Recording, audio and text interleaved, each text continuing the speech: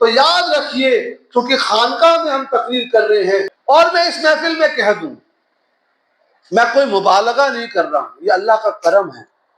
جب میں نے 14ویں صدی کے مجدد امام احمد رضا خان قادری برکاتی رحمۃ اللہ علیہ کا مطالعہ کیا، مجھے یہ یقین ہوا کہ حضور کا خاص فیض تھا ان پر۔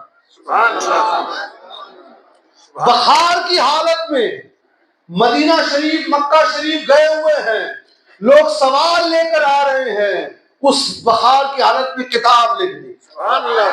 کوئی شخص محنت کر کر اس مقام پر نہیں پہنچ سکتا۔ یاد رکھیے گا، میں جو دہرا رہا ہوں، امام احمد رضا خان فاضل بریلوی قادری برکاتی رحمۃ اللہ علیہ جس مقام پر پہنچے ہیں، کوئی شخص محنت کر کے نہیں پہنچ سکتا حضور کی جب تک خاص نگاہ کرم نہ ہو۔ اور اعلیٰ حضرت جو سادات کی محبت اور تعظیم کرتے ہیں، اٹھائیے، لوگ پڑھتے نہیں ہیں۔ مطلع القمرین حضرت کی کتاب ہے، شروع میں دیکھیے جب حضرت علی کے فضائل گنانا شروع کرتے ہیں تو کیا فضائل گناتے ہیں۔ اگر آپ نے نہیں پڑھا تو وہ آپ کی غلطی ہے۔ فرماتے ہیں اس دنیا میں تب تک کوئی ولی بن نہیں سکتا جب تک کہ حضرت علی سے اس کو مہر نہ مل جائے۔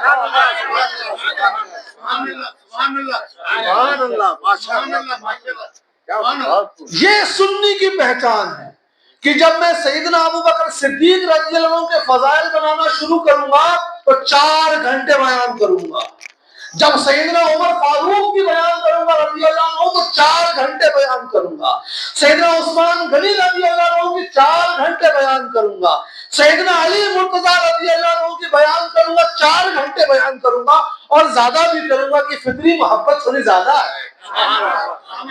یعنی سنی وہ ہوتا ہے جو تمام صحابہ اور تمام اہل بیت محدثین سے بھی محبت کرے، صوفیہ سے بھی محبت کرے۔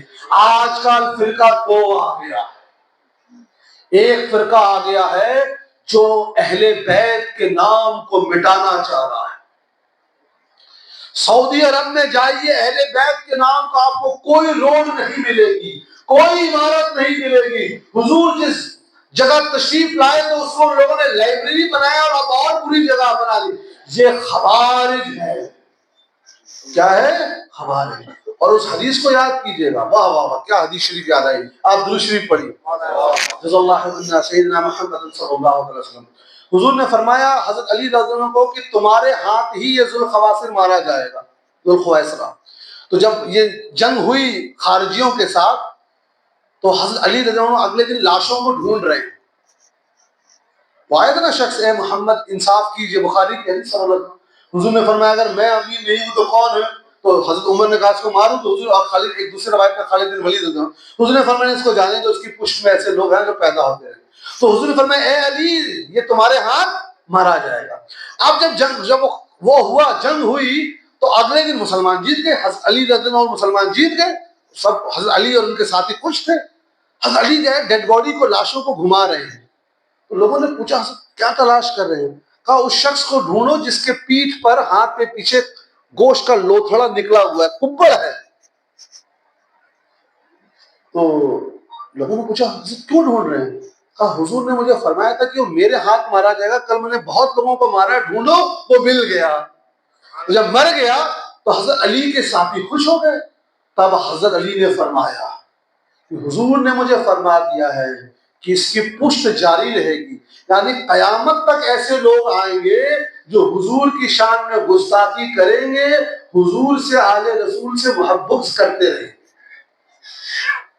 یاد رکھیے گا، تو یہ لوگ، ہمارا ان سے کوئی تعلق نہیں ہے۔ ایک دوسرا گروپ آ گیا جو صحابہ اکرام سے بغض کرنے لگا۔ کیا کسی شخص کو اپنے علم پر اتنی فوقیت ہے کہ سیدنا ابن عابدین شامی حنفی حسین سے بڑا عالم ہے؟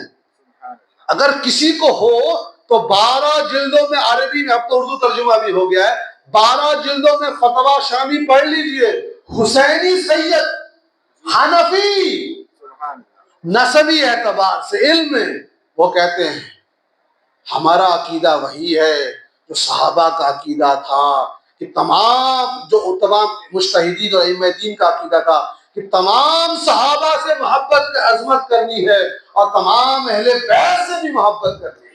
سبحان اللہ، سبحان اللہ۔ ان سے بڑا تو کوئی نہیں ہے، اگر کسی کو ہو تو بتا دیجئے۔